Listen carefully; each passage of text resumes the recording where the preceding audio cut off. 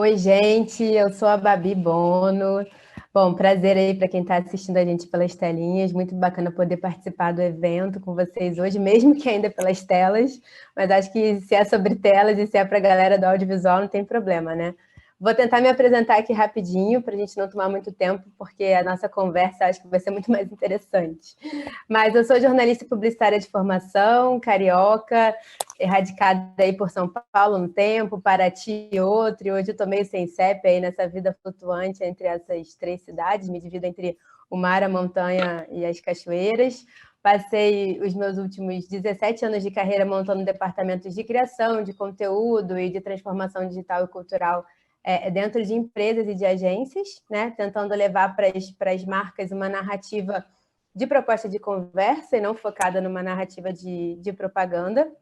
E aí, por conta disso, tem alguns anos que eu fiz uma modificação.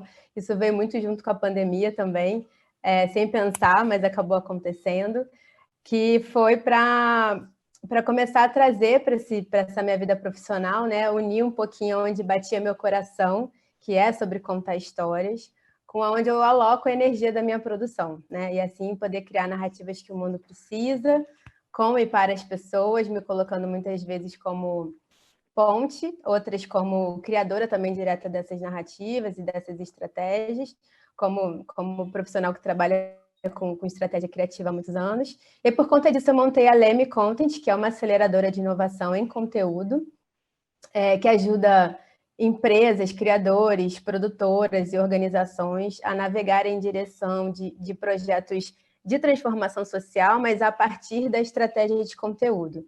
Né? A gente sabe que essa indústria do entretenimento ela é responsável por fazer com que a gente também mude cultura, né? A partir do momento que a gente começa a contar histórias.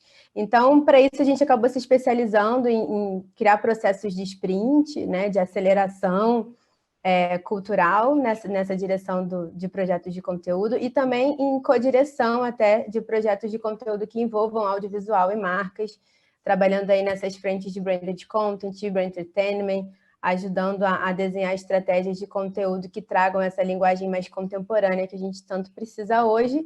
E aí a gente prioriza projetos nas frentes de educação, de impacto e de entretenimento. Então, tentando resumir um assunto que ainda é bem complexo e que tem muitas bordas, é mais ou menos isso que eu estou fazendo, além de batucar o meu surdo por aí durante o carnaval. E hoje eu estou aqui com a Joyce, uma querida, que está virando uma querida parceira nessa construção, nessas narrativas do bem e nessas narrativas que o mundo precisa hoje. E vou deixar que ela se apresente para vocês ficarem tão encantados quanto eu com a presença dela. Muito obrigada. É uma honra estar aqui com todos vocês, principalmente ao lado de você, Dovi. Bom, eu sou do Jurunas, sou cria de uma periferia de Belém do Pará, no norte do Brasil, que fica na Amazônia.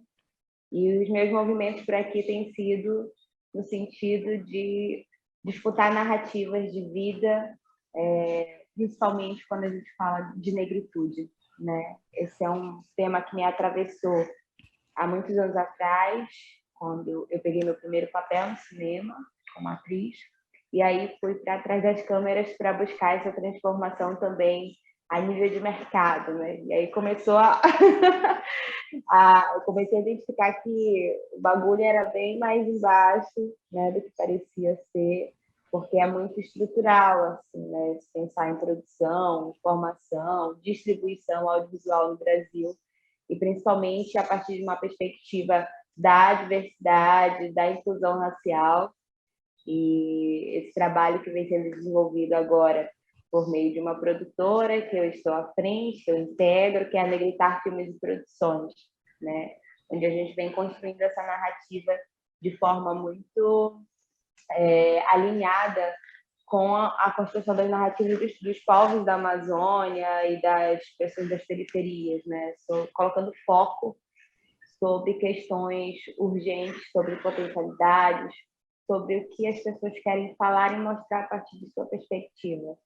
Então, é uma produtora que está crescendo junto com esse senso de coletividade e de parceria com várias outras pessoas, para que a gente possa aí fazer essa retomada desse lugar que é nosso por direito, né, de protagonismo E aí eu estou aí nesses espaços, então falar de narrativa para mim é um lugar muito sensível, porque eu acredito que essa narrativa ela tem um poder muito grande, né? Inclusive de modificar essas estruturas e de quebrar mesmo essas estruturas tão consolidadas na base do machismo, do racismo, da transfobia que a gente tem hoje na sociedade, que é muito difícil, né?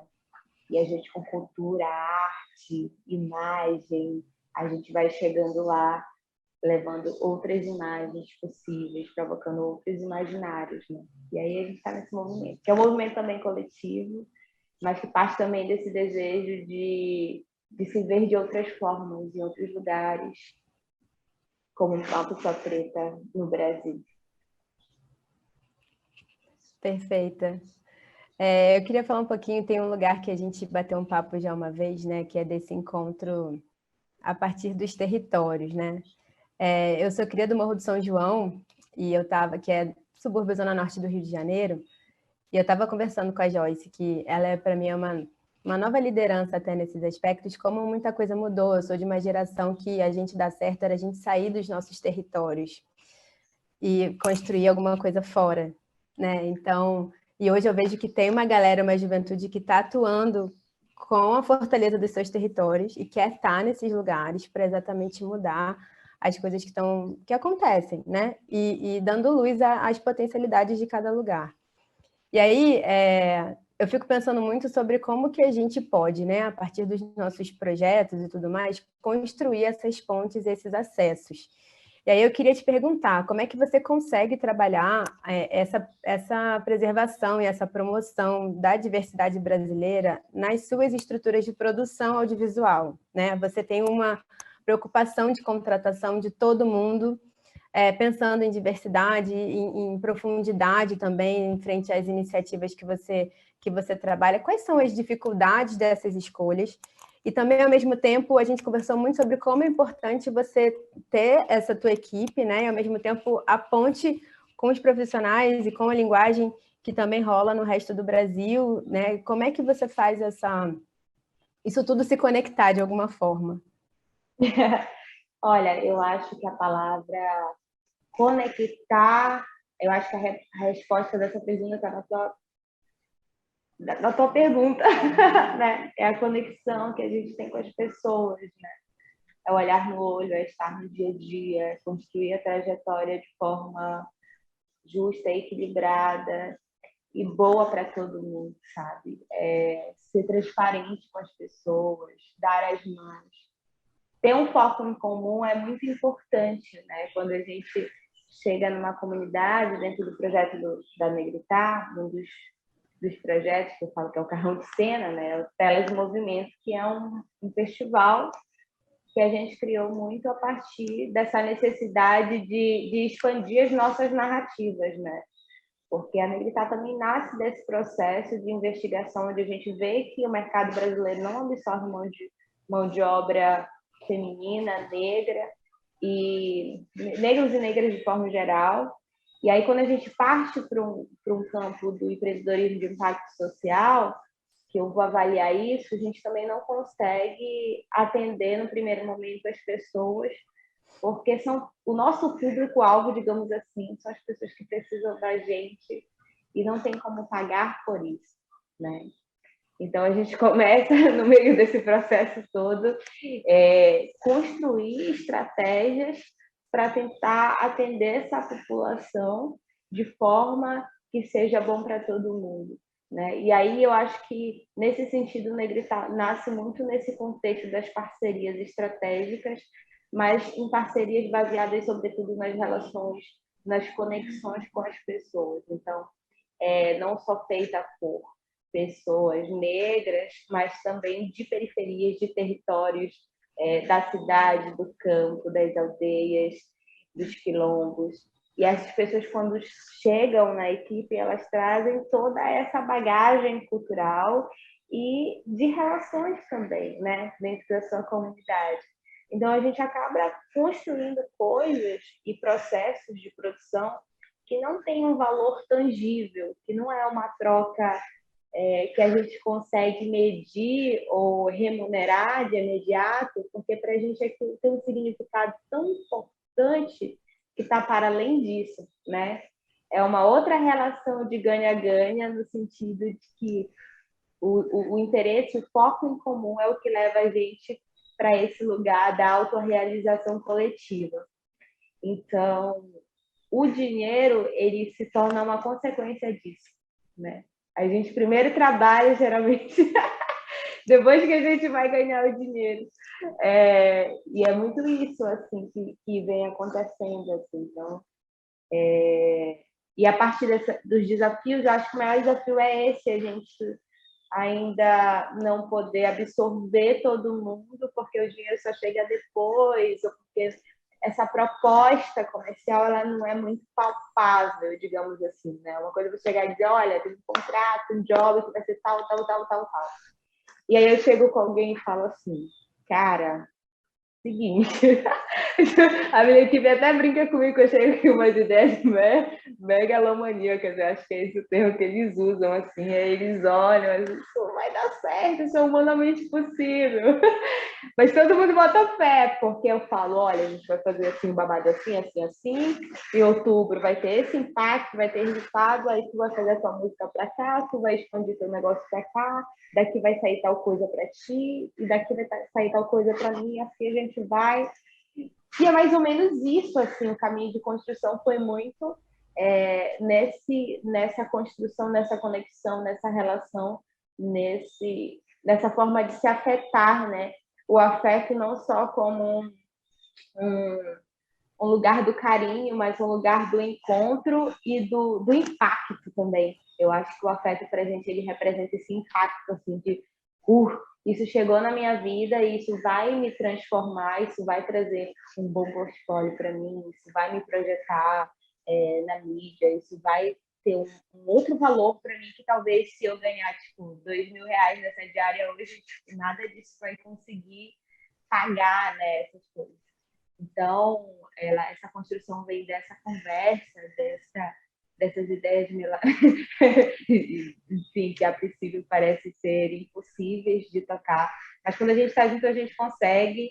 E eu acho que cada projeto que a gente coloca no mundo, que tem esse sentido, que parecia ser impossível, é uma prova disso. E aí cada vez mais vai chegando mais gente, vai chegando mais gente, vai chegando mais gente. E do outro lado também vai chegando os chamados, né?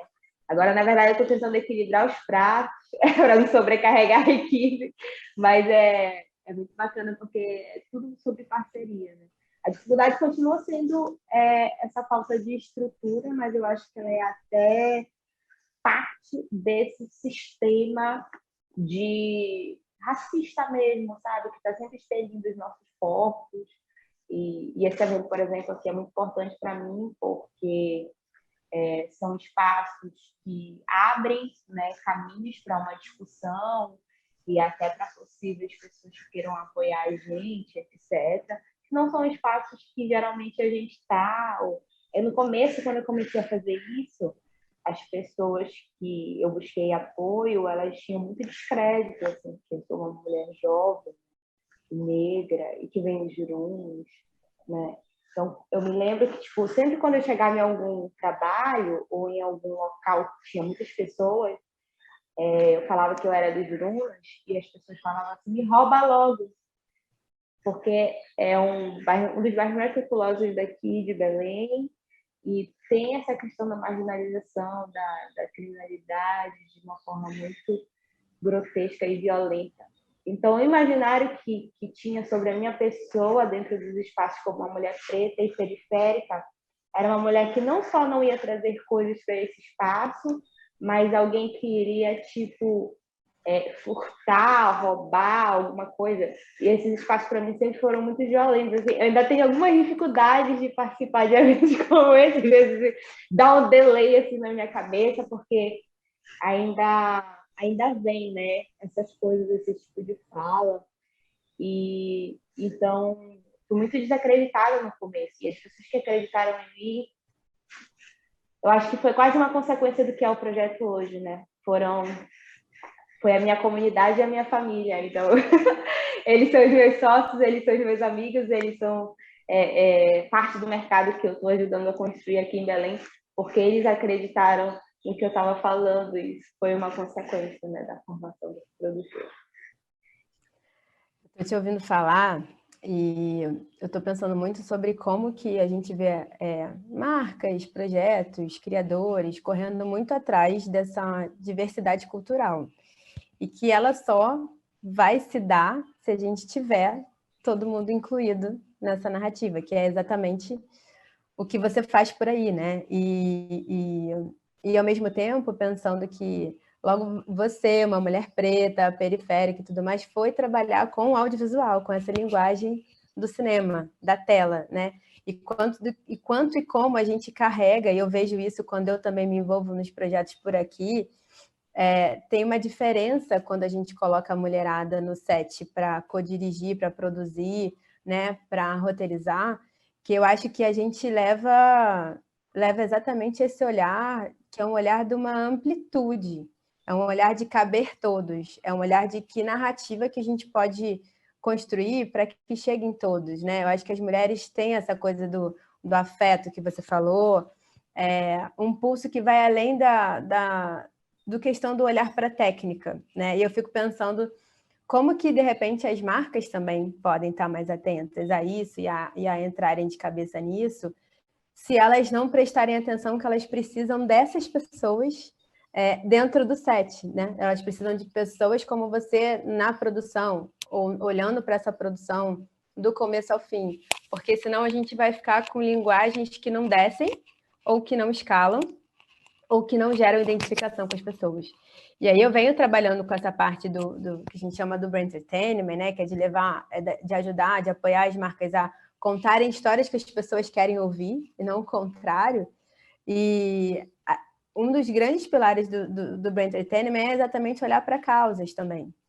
E porque você consegue trabalhar narrativas que as pessoas querem realmente escutar. E você só consegue trabalhar nesses projetos de linguagem que envolvem causas, que envolvem paixões, né? Eu não gosto muito de usar a palavra propósito aliado à marca, porque eu acho que desloca a discussão para um outro lugar, mas no mínimo são marcas que já sabem mais ou menos em que comunidades elas podem atuar e sobre o que elas podem falar. E eu vejo que tem um caminho para o audiovisual de contar essas histórias que as pessoas realmente querem ver e que esses projetos muitas vezes podem ser apoiados ou financiados por marcas. Então, a gente tem visto documentários, séries, animações nos últimos anos que trazem esse território de conversa que a marca quer estar, né, aliado ao que é importante para as pessoas hoje. E aí eu vou te ouvindo falar, né? E vai, né, óbvio, né? Faz muito sentido que a gente não distancie essas conexões da produção, porque eu entendo que muita gente pode procurar vocês para tentar entender como faz, como filmar na região, como chegar nas comunidades, mas o quanto vocês estão realmente inseridos na coprodução, na direção, na criação dos projetos, né? Então, eu fico com essa reflexão, queria que você contasse para a gente quais são as dificuldades e como é que você vê as oportunidades de vocês estarem coproduzindo com as grandes produtoras, né, as grandes marcas do Brasil todo. Queria até que você falasse um pouco mais sobre isso, na verdade, porque hoje a gente é bebezinha, né? Assim, a Negritar, enquanto uma organização coletiva, ela vai se estruturar em 2019 e novembro de 2019. Depois disso veio uma pandemia. Só que foi na pandemia que a gente cresceu, porque, digamos assim, que com pouco a gente já sabia trabalhar, com quase nada também. E a gente mostrou a nossa capacidade de resiliência ali naquele momento, expandindo, se reformulando, se adaptando a esses processos de forma inteligente e fortalecendo as comunidades em que a gente atuava, que é um pilar nosso, um valor indissociável assim, que a gente faz. A gente não vai fazer um festival numa comunidade, numa praça e tipo nunca mais vai voltar lá. A partir daquele momento que se insere dentro desse processo do Terras do Movimento, já se torna integrante dessa rede e já se torna essa pessoa que aciona a gente começa a se ajudar em certos momentos. E a pandemia veio com essa demanda assim, das comunidades, assim, tipo, das lideranças chegarem e dizerem assim, olha, Joyce, você aí que tem esse negócio de mídia, como é que a gente pode arranjar uma cesta básica que a galera tá passando fome, sabe? E aí, a estratégia que a gente utilizou nesse momento foi, eu pensei sobre isso, foi imediatamente a gente abriu uma campanha, acionei a rede, chamei a galera para integrava a equipe, né? Cada um já era de um território mesmo, e aí foi articulando localmente. Mas sempre pensando, cara, como é que a gente pode modificar a imagem dessa pandemia no coração dessas pessoas? Porque, para além do alimento do dia a dia, também existe essa questão da saúde mental, do alimento da alma, né? São pessoas que não têm como marcar com atendimento psicológico. Me lembro que a gente foi fazer uma ação médica numa ilha, Ribeirinha, uma comunidade ribeirinha que teve aqui. E aí a gente foi exatamente... Não era ação médica, perdão. Era essa ação da entrega da cesta. E aí cheguei lá, encontrei com uma moça, uma jovem, que tinha autismo, e a mãe dela estava super adoecida, assim, porque ela não estava conseguindo levar a filha para as consultas por conta do deslocamento do barco. Não tinha um médico na ilha e tinha que se deslocar para a cidade. E se deslocar com ela para a cidade significava ter a possibilidade da menina ser contaminada, assim como ela. Isso foi muito no pico mesmo, assim, dava para sair de casa, confinamento total. E aí ela falou assim mesmo, aí eu tô muito doente, eu tô muito cansada, eu não durmo há dias. E, tipo, ela tava mais doente, talvez, que a própria filha, nesse sentido de saúde psicológica mesmo, sabe? E a partir disso a gente montou um grupo de saúde e foi.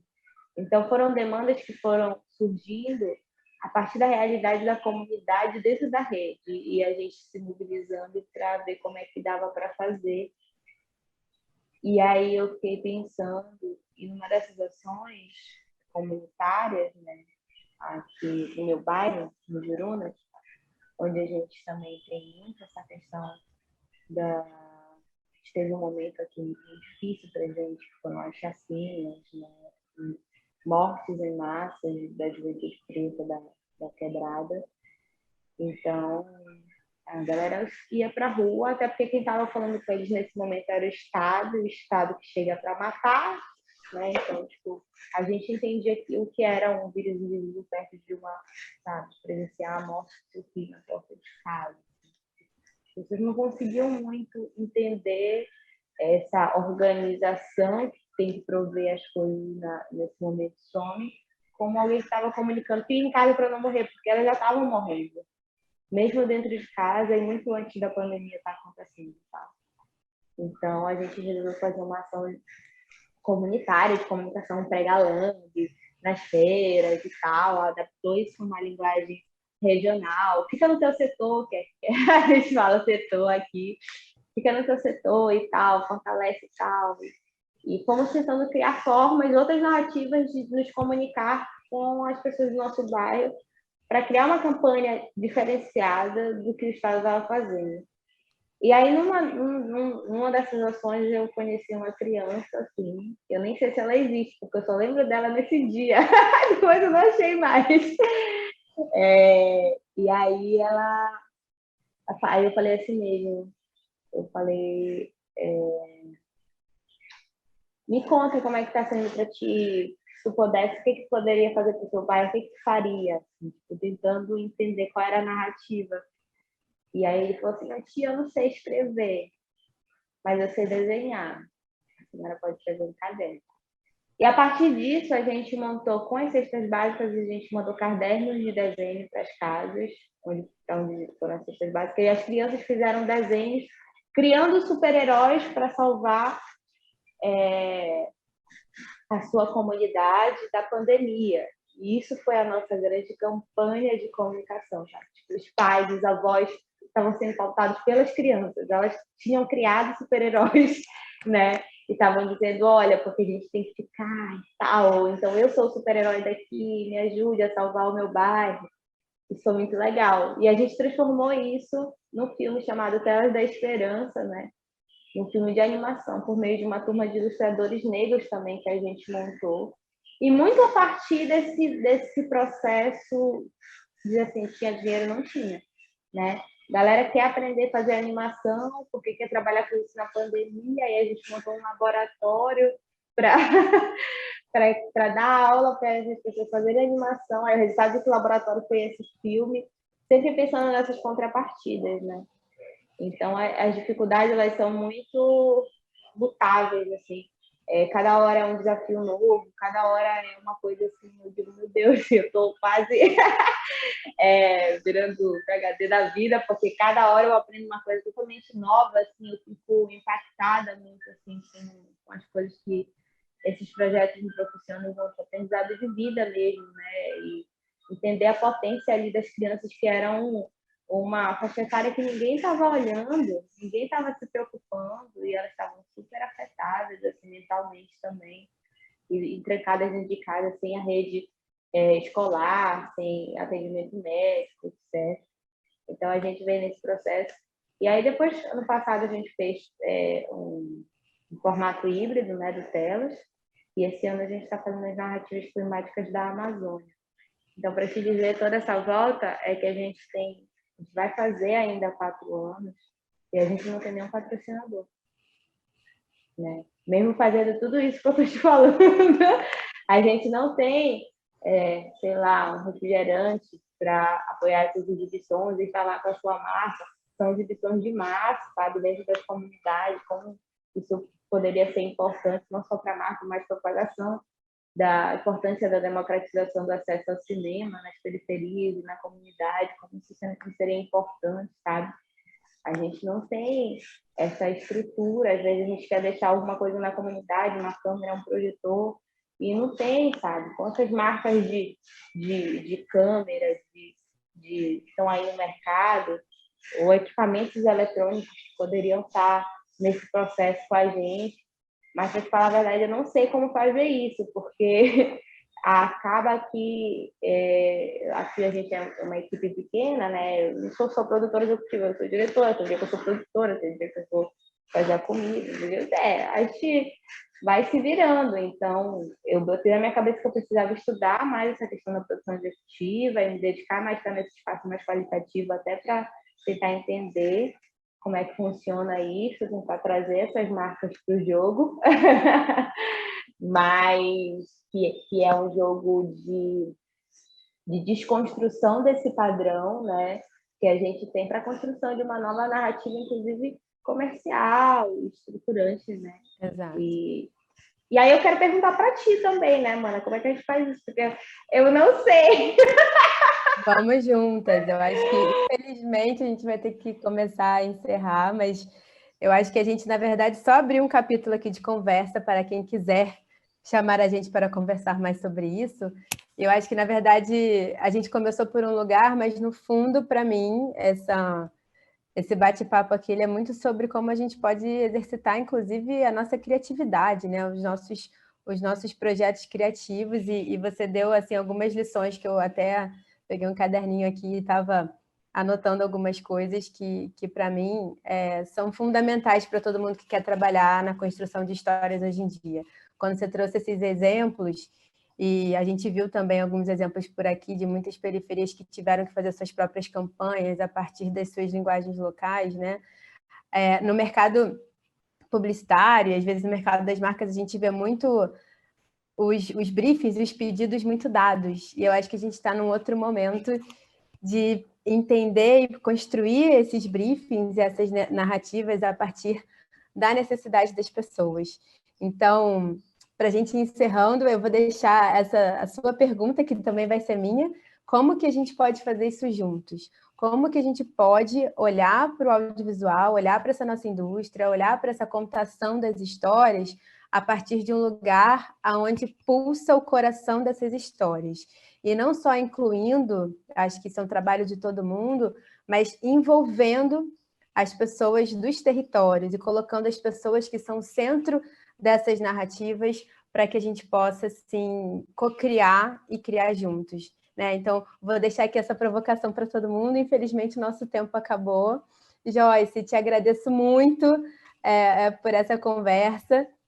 E, enfim, se você pudesse deixar aí, sei lá, uma frase, uma dica, um pedido, qualquer coisa, vamos deixar. O meu seria para esse convite, né? Vamos criar juntos, vamos trabalhar de uma forma que a gente parte de outros territórios e incluindo outras pessoas nas nossas equipes para que a gente possa construir narrativas que as pessoas querem ver no mundo. Então, eu vou deixar essa aqui. E obrigada. Bom, em uma palavra, né? Vamos. É isso. É isso. Vamos lá. A gente se vê. Obrigada.